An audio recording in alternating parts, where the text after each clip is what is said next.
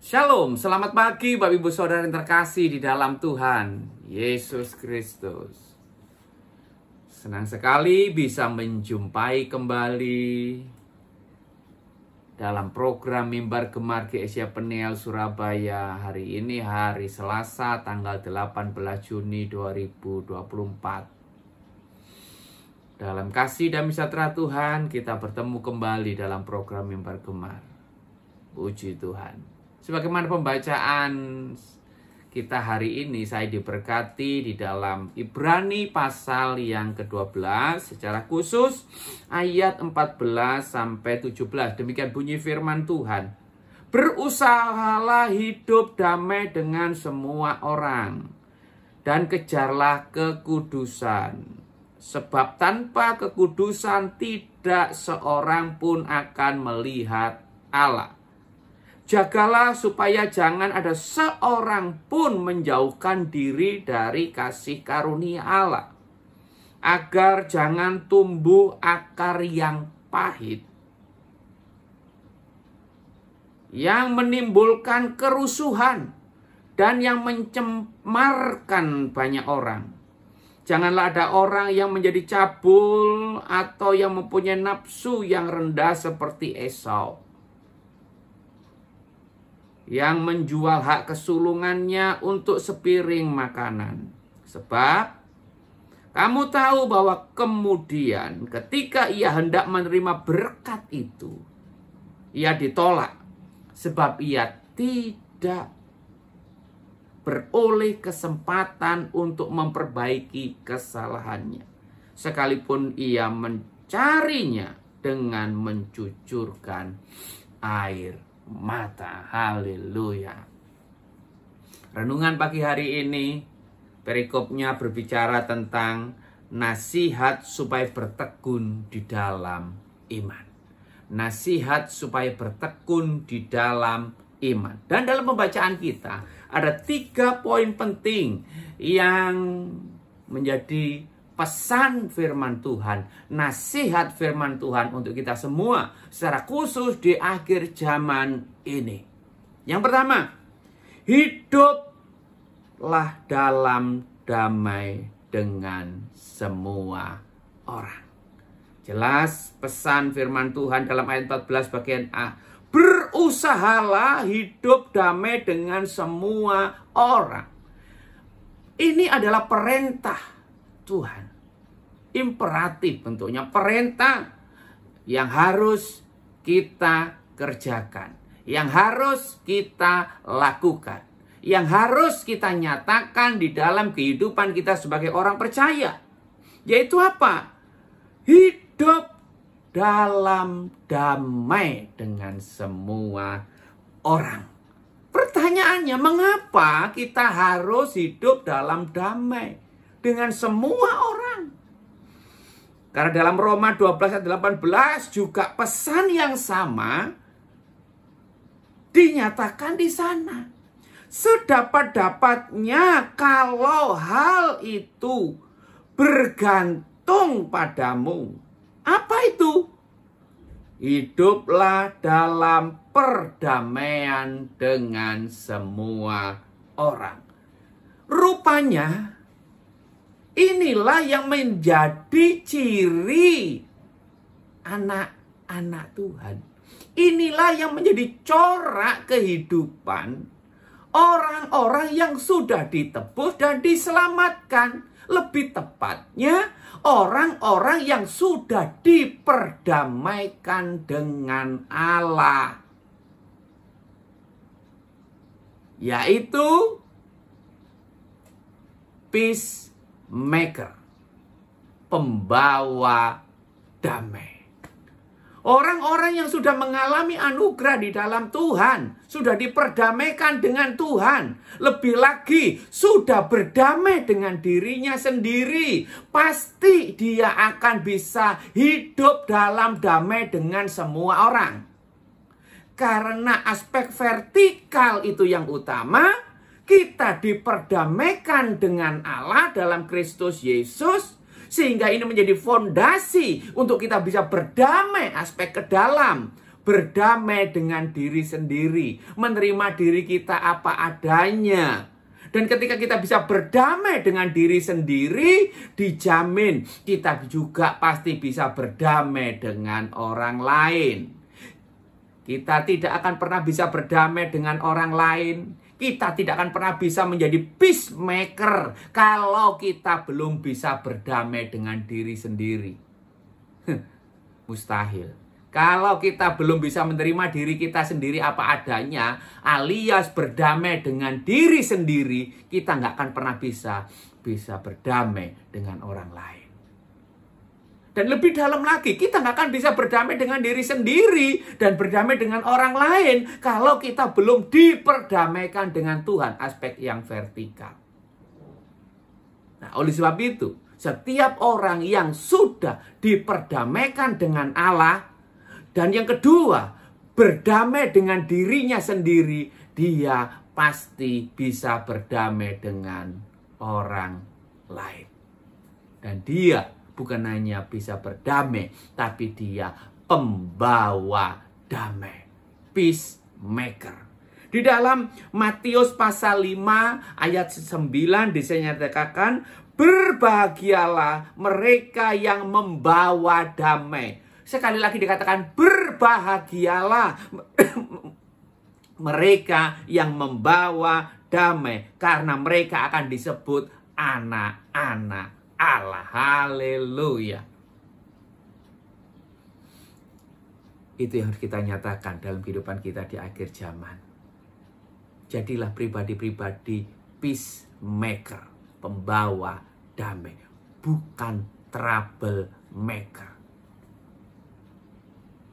Kita dimanapun, dalam situasi apapun, bertemu dengan siapapun, membawa damai sejahtera. Itu ciri anak Tuhan. Kalau kita di mana kita datang, di situ ada pertengkaran, di mana kita datang akhirnya jadi masalah, di mana kita datang akhirnya jadi pertengkaran, berarti engkau bukan anak-anak Allah yang membawa damai, tetapi engkau troublemaker. Itu bukan ciri anak Allah. Ingat, ciri anak-anak Allah yaitu pembawa damai. Sebab itu diingatkan poin yang pertama, hidup dalam damai dengan semua orang. Yang kedua, hidup dalam kekudusan.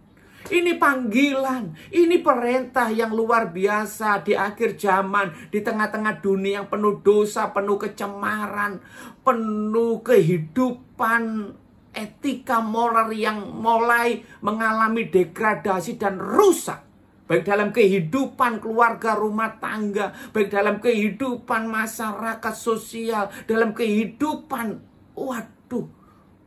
begitu gawat kehidupan yang penuh dosa dan kecemaran.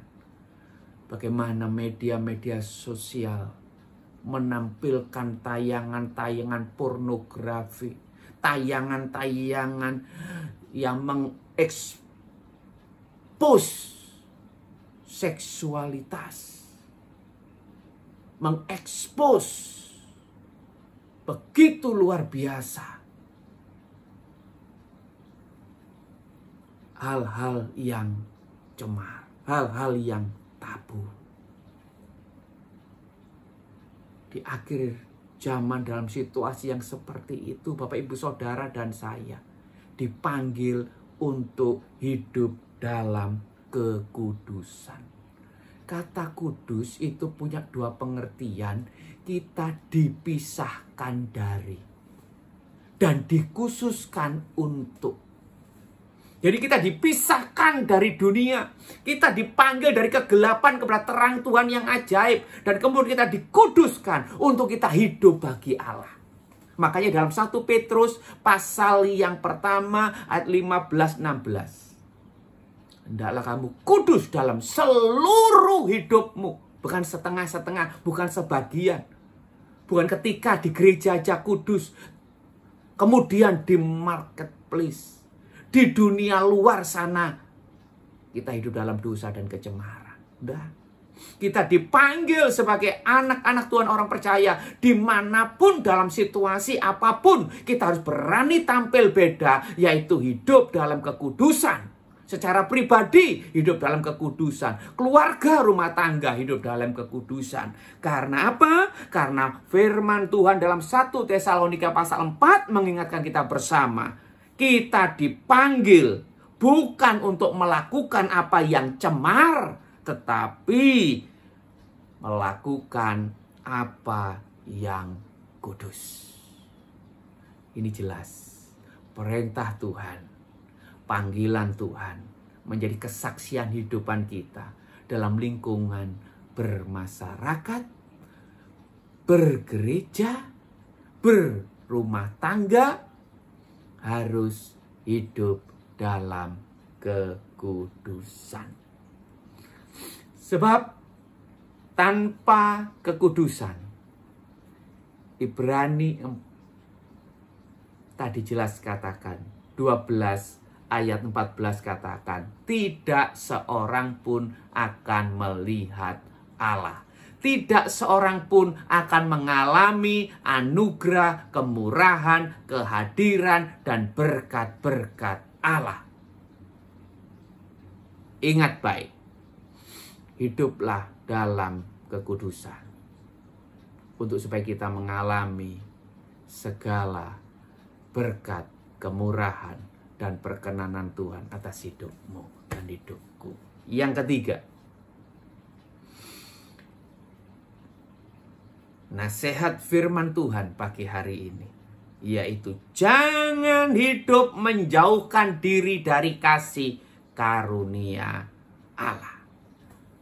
Di akhir zaman, di tengah-tengah hiruk pikuk dunia, di tengah-tengah pergerakan dunia yang begitu luar biasa cepat, perkembangan teknologi, informasi, begitu luar biasa, sehingga semuanya itu sekarang cepat bergerak.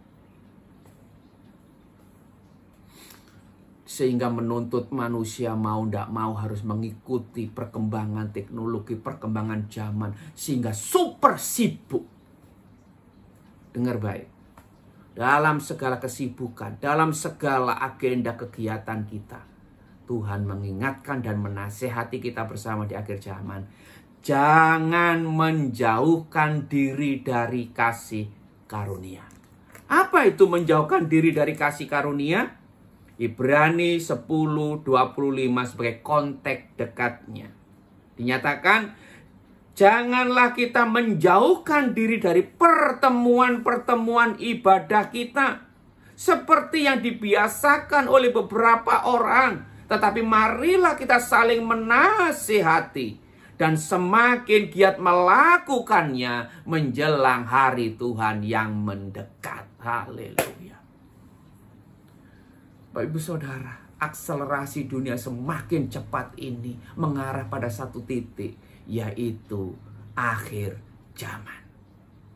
Dunia akan membuat manusia semakin sibuk, dikejar oleh waktu, oleh agenda-agenda, sehingga akhirnya manusia di postmodern ini sepertinya tidak ada lagi waktu untuk bersekutu dengan Tuhan, beribadah dengan Tuhan, sehingga manusia akhir zaman disibukkan dengan agenda-agenda sekuler, agenda-agenda dunia, sehingga tujuannya supaya manusia tidak ada waktu dan kesempatan untuk beribadah kepada Allah yang hidup, Allah yang benar dalam Yesus Kristus Tuhan terutama. Oleh sebab itu firman Tuhan mengingatkan kita, jangan menjauhkan diri dari kasih karunia Allah. Kalau kita terus semakin jauh dari kasih karunia Allah, semakin jauh meninggalkan waktu-waktu ibadah kita, pada satu titik, dalam 2 Korintus 6 ayat yang pertama, akhirnya kita bisa membuat kasih karunia Allah menjadi sia-sia. Berhati-hati, berwaspada, jangan terjebak oleh perputaran dunia. kehidupan dunia. Pergerakan dunia yang begitu sibuk dan menuntut kita mau ndak mau harus ikut di dalam perputaran dan pusaran dunia ini. Kalau itu yang terjadi, kita terjebak. Kita akan cepat atau lambat, tapi pasti meninggalkan persekutuan kita dengan Tuhan. Meninggalkan waktu-waktu ibadah kita dengan Tuhan. Akhirnya kita membuat kasih karunia Allah sia-sia. Tuhan mengasihi kita semua. Dan Allah tidak mengendaki kita mengalami kasih karunia Allah menjadi sia-sia dalam hidup ini. Oleh sebab itu, nasihat firman Tuhan pagi hari ini, saya simpulkan 3 hal. Hiduplah dalam damai sejahtera dengan semua orang. Hiduplah dalam kekudusan. Dan jangan meninggalkan kasih karunia Tuhan. Jangan meninggalkan pertemuan-pertemuan ibadahmu, persekutuanmu, keintimanmu dengan Tuhan. Yesus memberkati. Kita bersatu dalam doa. Bapa, kami mengucap syukur buat pesan firman Tuhan pagi hari ini mengingatkan kami kembali tentang fenomena akhir zaman yang begitu menakutkan. Kalau kami tidak berhati-hati, kalau kami tidak berwaspada, kami akan ditelan oleh dunia ini. Kami akan semakin terikat, terbelenggu dalam pusaran dunia ini. Oleh sebab itu bersyukur pagi hari Tuhan mengingatkan kami untuk kami senantiasa hidup dalam damai sejahtera, hidup dalam kekudusan, dan hidup senantiasa dekat dalam kasih karunia Tuhan. Hidup intim dengan Tuhan. Di tengah kesibukan, di tengah aktivitas, di tengah semuanya serba instan dan cepat ini. Tapi kami tetap ada waktu untuk bersekutu intim dengan Tuhan. Kami tidak akan melalaikan waktu-waktu ibadah kami. Kami tidak akan melalaikan kasih karunia Tuhan. Kami akan semakin dekat supaya tidak timbul akar pahit, tidak timbul kerusuhan, dan juga akhirnya mencemarkan dan meracuni banyak orang. Roh Kudus tolong kami, Roh Kudus berkati kami, mampukan kami untuk menjadi pelaku firman hari ini. Berkati aktivitas kegiatan hari ini, dalam setiap kesibukan kami, dalam setiap pekerjaan kami, dalam setiap usaha bisnis kami, dalam setiap studi kuliah dan masa depan kami. Tuhan menyertai, memberkati, berhasil, sukses di dalam Tuhan. Dalam nama Yesus. Haleluya. Amin. Selamat beraktivitas. Tetap giat membaca firman Tuhan. Salam bergemar. Amin.